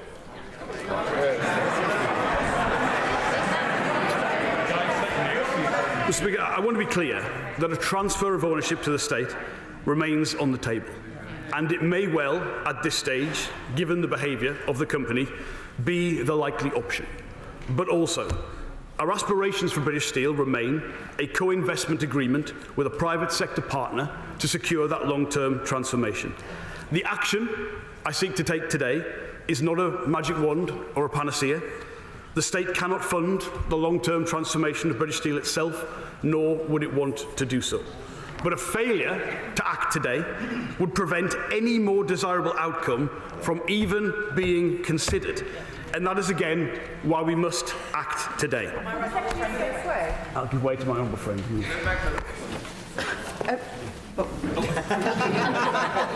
Thank you, Mr Deputy Speaker, and I applaud my right honourable friend. Mr Speaker. Mr Speaker, it is a Saturday, forgive me, I very rarely. Thank you, Mr Speaker, and I applaud my honourable friend for his decisive action in this matter. The bill, I've only had a chance to read it for 10 minutes, talks about compensation. That is not a criticism, Mr Speaker, it is the natural procedures of this House. It couldn't be laid, of course, until first reading. But it talks about compensation, and I hear his point made that he's not planning to take over and run this, and that's not the desirable option. But has he done some sort of impact assessment on the potential range of costs to the taxpayer in these circumstances? Be grateful to her. I think she referenced what is clause 9 or perhaps 10 of the bill, the compensation clause. Now, again, let me be clear. This is a clause that we would put in to any bill. We are not Russia, we do not sequester assets. This language, this clause, this legal definition is something we would use in most standard procedures. But going back to the question from the honourable member opposite, the effective market value of this company is 0, so there's no inconsistency between those 2 points. I think my honourable friend was coming in, then I'll make some progress. Thank you, Mr Speaker. What is happening today is something that mining communities like Swadlincote in my constituency of South Derbyshire will be feeling deeply in their soul, because this is something they could have only have dreamt of back in the 1980s, when they wanted a government that had their backs and prioritised the national interest, and instead they had a Conservative government that sold them down the river. So does the Secretary of State agree with me that this is a pivotal moment in our history where it's a Labour government prioritising our people and the national interest? I'm grateful for that question. This is a significant moment. This is a significant moment because how a country handles economic transitions, it's not about nostalgia for the past. You have to embrace the future, but how you help your people, your industry, your nation get to that point is key. And I come from those similar places. We have not managed these transitions particularly well in the past. And the prospect this weekend of us meeting to discuss the potential loss of thousands of jobs, this is what was on the line. The fact that we do not accept that and will do things differently, I think is a welcome change. I'll give way to the honourable member. I'm grateful for the Minister giving way. We will scrutinise this bill today, but we want to do that in a very constructive fashion. But does he agree with me, given the huge damage that President Trump's tariffs have done to the British steel industry, accelerating this crisis, that any member of this House who actually campaigned for President Trump's election and cheered him on has behaved shamefully unpatriotically and should apologise to British steelworkers? Extremely grateful to the honourable member and the presence of his party here today. He'll not draw me on the other principal issue we've been dealing with at the Department of Business and Trade the last few days. But to be clear, the issues around British Steel are more than the imposition of tariffs. The tariffs are not welcome. I don't think there's a justification for those tariffs to be put in place. And I do believe It is in our interests, of course, but also the US's interests, to agree a position with us that removes those tariffs to the interests of steelworkers. I'll give way to the honourable member. I'm grateful to the honourable gentleman, and I fully understand the nature of what he's bringing forward, and I also understand some of the requirement for speed in his case particularly, but we can argue about whether this should have been done before. But my intervention really is, having quickly looked through the bill, I don't see a sunset clause in here. Yeah. And the reason why I ask that is not because I have to set a particular date, and the government should. It brings the government back here to debate whether they should extend that process, and puts therefore a reasonable limit on government activity without debate. So I wonder if you could explain why there is no sunset clause in this bill. Absolutely understand and welcome the question from the honourable gentleman. I make clear I don't want these powers a minute more than is necessary. I cannot say at the minute, when we drafted this bill, the time frame that they were required for, but I will endeavour and commit at the dispatch box to keep the House updated. Perhaps I may ask the Select Committee for their involvement around that in order to make clear how long we believe. And just to be absolutely specific, where we make an order in relation to control of a steel undertaking, once that control has been established and is no longer required, we can revoke those regulations as well. Mr. Speaker, I know there's huge interest. If I could just make a little more progress, and then some of these matters may be dealt with. Mr. Speaker, this is what it means, as colleagues have said, to be a government unashamedly on the side of working people, and one that will not ever hesitate to take action to protect this nation's assets and this nation's economic security. Now, I understand that some have asked about precedent or referenced other troubled industrial situations. And to be clear, again, this is an exceptional situation, a unique situation. And the question for all members is whether we as a country want to continue to possess a steel industry. Do we want to make the construction steel and rail we need here in the UK, or do we want to be dependent on overseas imports? As a government, we are not passive in any way about the future of British industry. And I give way to Leader.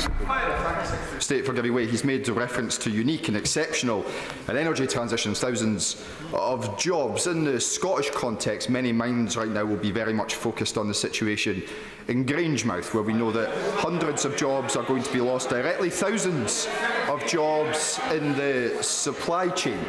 Now, were I, or perhaps even the local member for Alloa and Grangemouth, to bring forward a similar bill in respect of Scotland's only oil refinery, to save it, to give him the executive power to do as he pleases, as he is doing with British Steel, would the Labour Party back it in the same way as it is backing this bill today? Well, I'm pleased for the chance, Mr. Speaker, to address this particular issue. The importance of Grangemouth is why this Labour government has pledged £200 million to secure its long-term future. And it is an important asset. It is not the only remaining. It's one of 3 crackers in the United Kingdom. That's important. But specifically, it is not a comparable situation.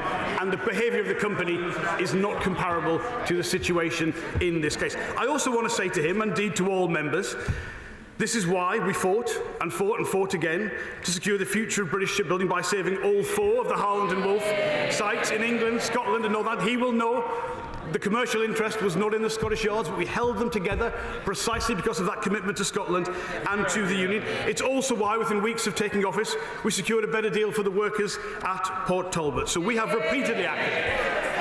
And we will continue to do so no matter how hard the circumstances. I give way to the honourable member.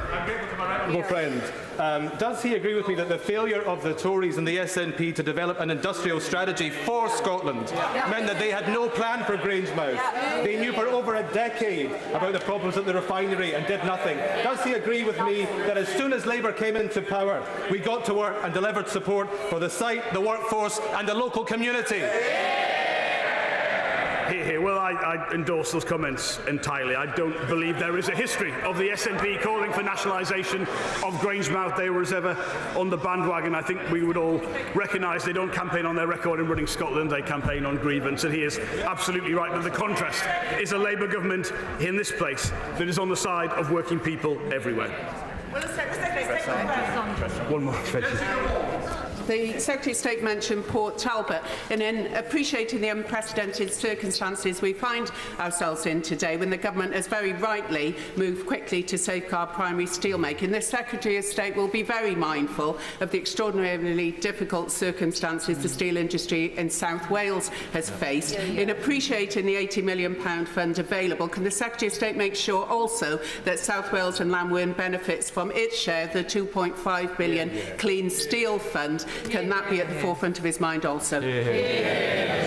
Speaker, I'm incredibly pleased for the chance to answer this point that has been raised. So the Port Talbot deal was originally negotiated by the previous government. I did try to reopen that. I went to see Chandra in Davos. I flew to Mumbai to talk to him about it. I kept, to be frank, Port Talbot open on polling day because it would have closed because of industrial action that almost took place. The present government were absolutely nowhere to be seen even before the result of the election was in. We were not able to reopen the deal, but we did negotiate a better deal. And just to be clear, as a result of that, Port Talbot is in a stronger position than British Steel because it has that long-term future in place, because we improved the deal that she botched at that time. And to be clear, the £2.5 billion Green Steel Fund the Chancellor has put in place is in addition to the £500 million already going to Port Talbot. That's an incredibly important point. Give one more intervention, honourable friend. For giving way, and I thank him for acting in the national interest, which is completely the opposite when the member for Clapton said he was against intervening to save British Steel 2 years ago. Does the Secretary of State think he said that in the British interest or in the foreign interest the Reform Party seek to serve? Well, I believe that is on the record. I'm hoping perhaps to convince all colleagues today to support this action in the national interest. When the blast furnaces in Port Talbot closed down in September last year, his government could have taken exactly the same legislative action as they are choosing to do today. We will be endeavouring to amend this bill to include England and Wales, because there is still the opportunity here for his government to make a real difference to the community of Port Talbot and the 2,800 jobs that have been lost there. No one to embarrass the honourable member, but the blast furnaces have already closed at Port Talbot. They are not available to be saved. That situation has moved on. And indeed, let me stress again, Port Talbot is in a stronger position because it has that long-term future in place and additional investments potentially there through that Green Steel Fund. But, Mr. Speaker, I think I must progress. I can see your indication to do so. Mr. Speaker, I'll give one more intervention to him. My honourable friend for giving way and the considered way he's looking after the national interest. The steel unions, the GMB, Community and Unite, they'd like clarification that any board set up that they will have steel workers at the heart who have kept this going through thick and thin. Remain in close engagement with all of the unions who clearly have been closely monitoring the situation. Again, I reiterate, this is not in itself a change of ownership through this bill. It's a change of control to rectify the situation, but I'll certainly have regard for the comments she has made and the role of the workforce, of course, at all stages. Mr. Speaker, when it comes to steel, we will never accept the argument that steelmaking is a sunset industry. Steel is vital to every bit of the modern economy. Domestic demand for steel is only set to go up, not down. In the last few weeks alone, we've seen Heathrow Airport announce multi-billion-pound expansion plans requiring 400,000 tonnes of new steel. We've seen Universal Studios confirm they'll be building Europe's biggest theme park, and where possible, they'll use UK-made steel to do it. This government is backing the builders, not the blockers, and because of that action we take today, we have the chance to feed that boom with steel made in Britain. Mr. Speaker, the legislation we're setting out today will also help end the uncertainty that has been hanging over British Steel's Scunthorpe site for too long. And I welcome the opposition's support today for this recall. But this issue should have been resolved years ago. I also believe they may now view it as a mistake to have given this essential national asset to this company. But I have to address, and I do this as a matter of genuine regret, the statement I saw made by the Leader of the Opposition yesterday. Because she claimed that, while she did my job, she negotiated a modernisation plan with British Steel to build an electric arc furnace at Teesside, followed by one at Scunthorpe. Mr. Speaker, I wish to make unequivocally clear to the House the new government inherited no such deal. We could not renege on that deal because it did not exist. On day one, I was told there had been a lack of progress on this matter to date. So if such a deal was negotiated, if such a deal was negotiated, somehow in secret, I would ask the Leader of the Opposition to say how much money she agreed to give Jingye for this deal, what were the conditions placed upon it, and to state the obvious, building 2 electric arc furnaces in 2 different locations would be more expensive than building one in one location. And given Jingye's request to build 2 furnaces in Scunthorpe was for £1.2 billion in taxpayer support, what... Point of order. Come in, Ben.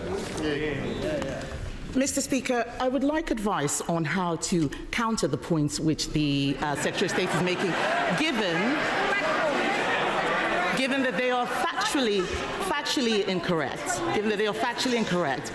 and they're factually incorrect and a complete misrepresentation of the situation that he inherited. It's just been clarified by her good self. I can say I can't make the Secretary of State give way when you want to come to dispatch spots, but I'm sure if he notices again he may wish to. Secretary of State. Speaker, this is an excellent chance to clarify this, because if the Leader of the Opposition agreed a deal with Jingye to cause massive job losses in Scunthorpe, transfer the jobs to a completely different place at higher cost than the request the company made to us, I think she should be able to tell us, and I'm more than happy for her to give Mr. Speaker, Labour cannot negotiate. We were negotiating a modernisation deal that would have had limited job losses, just like we had in Port Talbot. They inherited a functioning commercial deal in Port Talbot. The same was going to happen with British Steel had we not had a snap election. What he is doing now, Mr. Speaker, is the union-pushed deal. They brought that deal to me, Mr. Speaker. I said no, he said yes.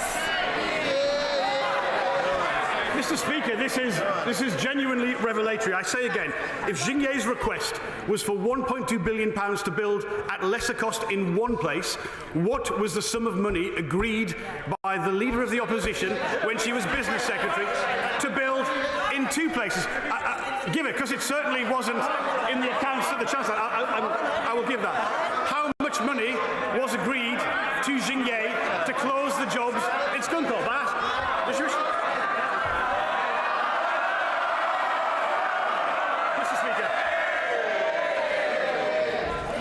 When you are negotiating, you do not have...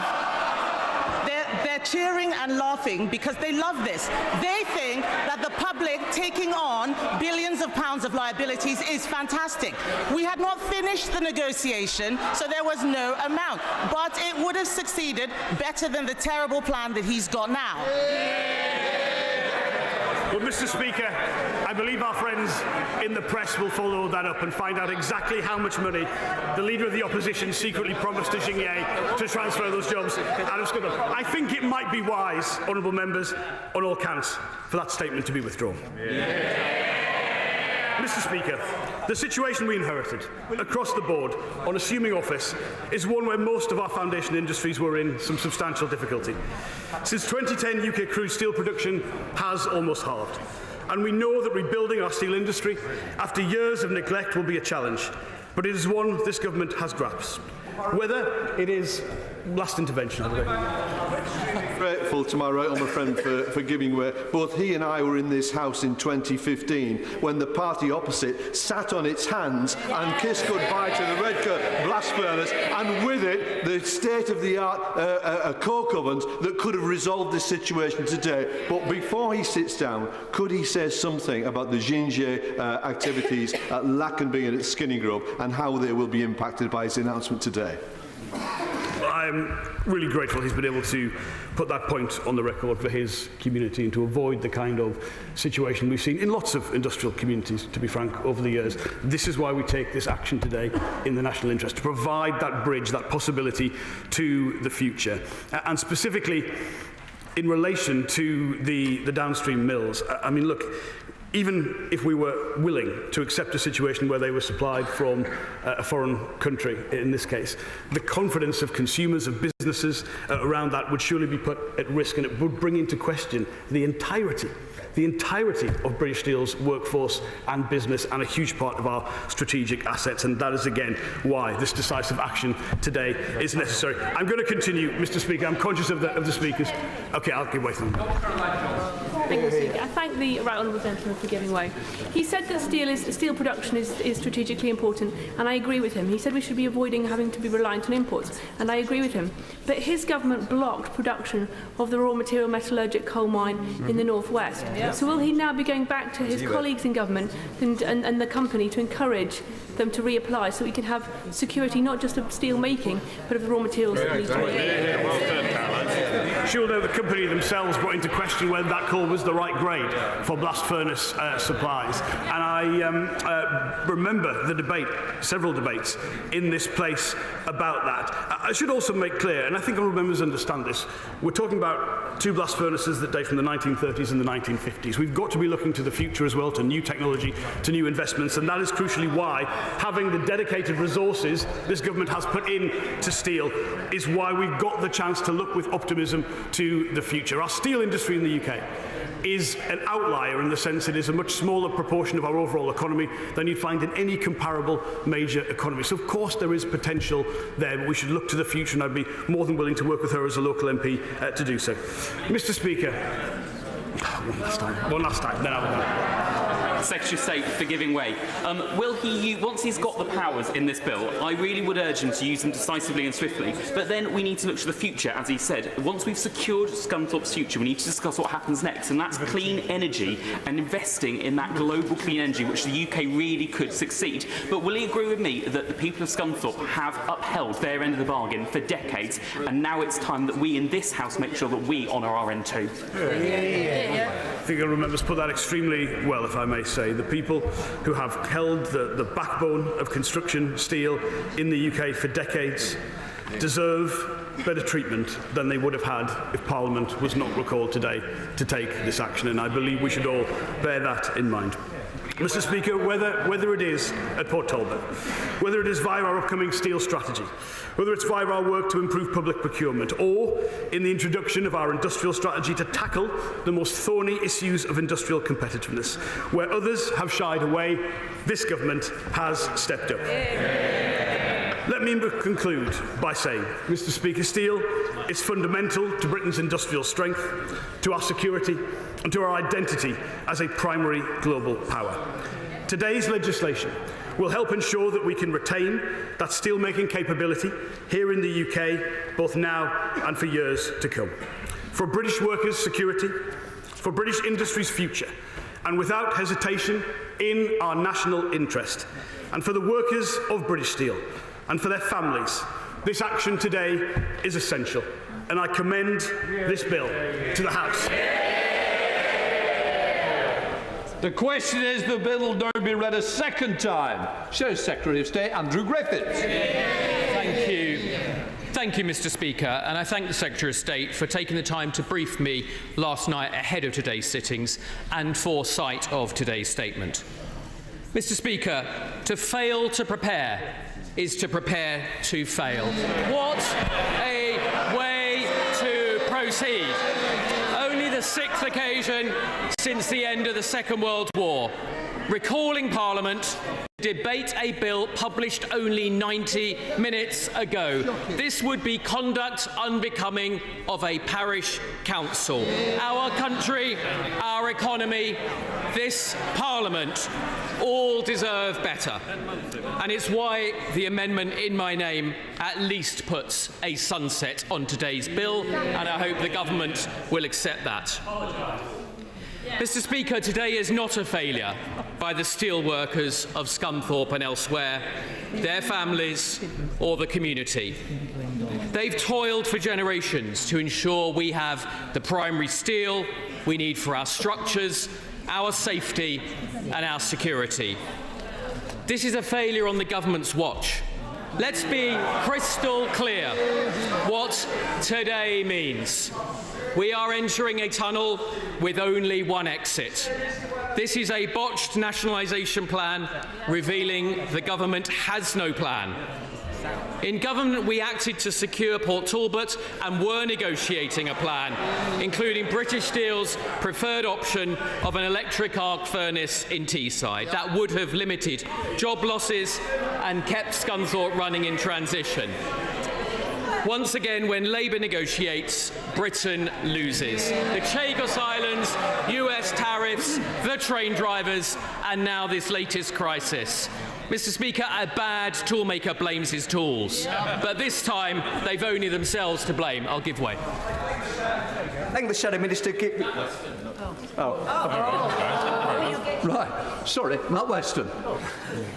Thank you, Mr. Speaker, and I thank the honourable gentleman for giving way. But doesn't he not accept that in the years between 2010 and 2023, steel production in this country fell by 50%, 42–50%. Does that not actually underline the lack of strategy under the last government?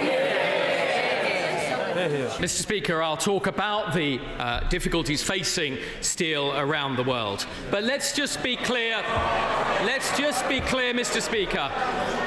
Let's be clear what is happening today.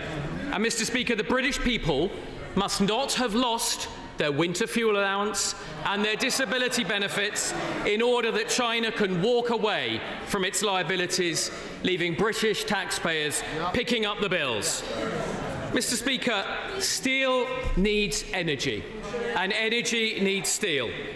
No one denies that steelmaking has been difficult for some time, but Scunthorpe is the victim of a dishonesty that pretends it is better for the environment to ship coke halfway around the planet than from down the road, and an energy policy that has driven costs higher than any competing nation. No one is more responsible for this than the Energy Secretary and the Prime Minister who appointed him. Millions of other businesses. I'll give way. I'm grateful to my right honourable friend. Graham Stewart, those who keep intervening will go down the list. Just to remind, so everybody gets a fair chance. Graham Stewart. I assume that applies after the warning, Mr. Speaker. Count on it. Thank you, Mr. Speaker. We have a government which is shipping coking coal, I believe, just off the coast of Lincolnshire today, from Japan, when it was perfectly possible to have the greenest production of coking coal in the world, in Cumbria, with thousands of jobs. And isn't it a disgrace that this government turns it back on jobs in Cumbria and indeed in the North Sea, because it puts ideology ahead of practicality and even ahead of the environment? Well, my right honourable friend is absolutely right, and sad to say Scunthorpe is the victim of exactly that policy, putting ideology before the interests of British interests. Mr. Speaker, now we'll make some progress. Millions of other businesses are also struggling with their energy bills. It's why the Chancellor's tax choices have been so devastating. Steel may be the first domino to topple, but glass, chemicals, cars and concrete are other industries at risk. Does the Prime Minister envisage a whole series of Saturday sittings, or will he change course today and cut energy costs now, not in 10 years' time when it's too late? I thank the Shadow Minister for giving way. We are hearing about the efforts of the previous government to save British steel, and we have found somewhat a confusing account about the deal that the now shadow leader of the opposition has negotiated. If such a deal existed, can we perhaps see a record of any of that? Well, I think my colleague, the Right Honourable Member for Saffron Walden, has been extremely clear that the deal was being negotiated, And the point about a deal being negotiated is that that deal will be concluded after the election. Mr. Speaker, let's make some progress. Mr. Speaker, it didn't need to be this way. The honourable member for Brighton-Immingham has been warning of a growing threat since last September. The Mayor of Teesside has been asking the government to present their plan for steel for months. Rob Waltham, the leader of North Lincolnshire Council, has done all he can to support steel making in Scunthorpe. And on the 4th of April, Ed Conway of Sky News showed the world that we were just days away from the risk of furnaces shutting down. But the government didn't listen and they didn't act. It's been almost 10 days since Parliament debated a substantive piece of government business. Rather than this rushed minute-to-midnight bill, we could have used that time for proper debate, a proper process and proper scrutiny. It's indefensible incompetence. Despite years to prepare, it's clear they came into office with no plan. There is no steel strategy, there is no industrial strategy, there is no export strategy, and now we have this botched nationalisation. The Secretary of State says his preference is to find a commercial partner. But let's be serious. Does the government think this is likely after attacking business with a 25 billion jobs tax and his bill to create the most hostile environment for employers since the 1970s? In case the Chancellor hasn't noticed, on her watch, all of the flow is investors leaving this country. I'll give way to the Honourable Lady. I thank the Shadow Minister for giving way. I'm still a little confused as to what the deal was that the last government negotiated. And seeing as the leader couldn't answer it and you didn't respond, I just wondered if you could please just clarify that situation for the House. Thank you. Well, I'm not surprised the Honourable Lady is a little confused. As I said, the government has failed to lay out its plan, and it's failed to afford this House the opportunity to debate their plans. And Mr. Speaker, everything we have heard this morning says the government hasn't really thought this through. Steel making is complex, intense, it's highly operational. Iron ore has to reach thousands of degrees to become molten iron. It's a dangerous process, and there is a serious risk to health. Yet in Birmingham, Labour struggled to collect the bins. From midnight, sit down. From midnight, the Chancellor will be standing behind the payroll, settling every bill with every supplier, even if they're in arrears. If these decisions no longer sit with the plant owner, where does the buck stop? Old Admiralty Building? The Treasury? Number 10. And how can other steel providers have any confidence in the impartiality of the government's steel strategy if the umpire is now on the pitch? What assessment has the government made of the impact of this bill on public finances? There is no impact assessment. The government's been talking to British Steel for 9 months. They've put at least 500 million of taxpayers' money on the table. Surely by now, he and his officials have a comprehensive understanding of the costs of the actions he is asking us to vote on. What disrespect to this House for the government to come along today to recall Parliament after 9 months in which they failed to land a deal and ask us for a blank cheque. This is no way to run a corner shop, let alone the country. Has anyone in government asked the ONS? If they sit down, they might learn something. Has anyone in government... You'll sit down, actually. Can I just say, the member, it's his choice whether he gives way. Don't keep hanging around. I'm doing that. Well, perhaps I'll take an intervention if they want to answer this question, which is, has anyone in government asked the ONS whether, as a result of the powers that are being taken in this bill, British Steel will from today be classified as publicly owned, whether it's been formally nationalised or not? No answers. Mr. Speaker, the market knows. The market knows. He's a bit slow.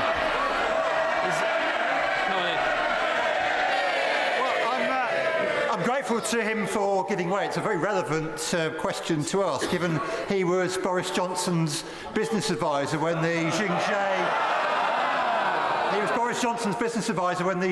deal was being negotiated. Can he tell us what advice he gave to Boris Johnson about whether to accept that deal? Well, disappointingly, no answer to my question about the ONS and the important question of whether this asset sits on the government's balance sheet tonight or not. But perhaps in winding up, the Minister will provide an answer to that important question that affects the nation's finances. Mr. Speaker, the markets know, the world knows, and we know the Chancellor's headroom was inadequate from the very moment she sat down about her last emergency budget. Only this week, the Bank of England took the unprecedented step of cancelling the planned sale of government bonds. Today's botched nationalisation will further unsettle international markets. So can the government tell us when the Chancellor will be presenting her next emergency budget and what plans she has to update the markets? So there we are, Mr. Speaker. A disrespect of this House. The government has treated Parliament with disdain. 9 months of dither and delay. A botched nationalisation of steelmaking with the British taxpayer on the hook. It's crystal clear. When Labour negotiates, Britain loses. This is not a serious government. It's a government shaped by events, not one in control of them. It's a government by sulky teenager, not sharing their plans, not answering the question, and when it goes wrong, it's everyone's fault but theirs.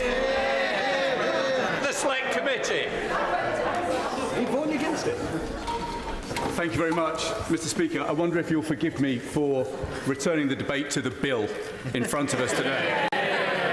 Because this bill is about saving British steel.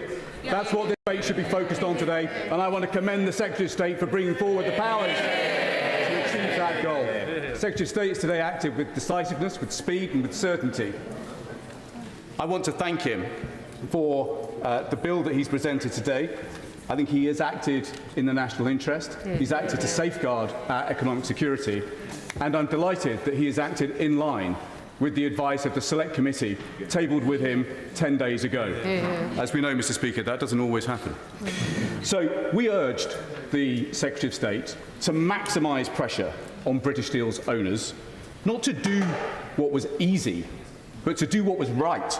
And today the Secretary of State has returned to the House with a bill asking for the powers to do exactly that. Mr. Speaker, this legislation matters not simply because it protects 3,700 jobs in Scunthorpe, not simply because it protects 37,000 jobs in the steel supply chain across our nation, not simply because it safeguards nearly £2 billion worth of economic output. This bill matters today because it defends our economy, it defends our security, and therefore it defends our future. At the heart of this debate, Mr. Speaker, the heart of this debate is actually a very simple question. Can we entrust a critical national asset to a company that we do not trust? I say no. We cannot, we must not, and we dare not. We are presented with a very simple challenge. In British Steel's owners, we have a company in possession of an asset that we need, yet it is a partner that we do not trust. In a world where threats to our economic security multiply each day, we cannot allow that risk to fester at the heart of our industrial core. I give way. Very much. I thank the honourable member for giving way, and I wonder if he would agree with me that there is a wider issue at stake with all of our energy security and national security. We've seen what could go wrong with a company that we do not trust, which is Chinese, and we see the Chinese influence in other vital sectors. particularly our energy industry, increasing. Should this not underline our concern and act as a warning that we do not want the Chinese to have control of our energy supply?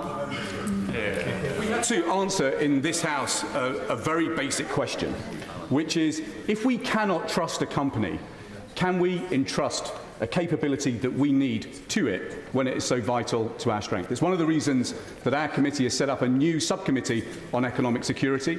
We will be reporting back to the House on the state of economic security in our country before the summer recess, and I look forward to her comments on that report.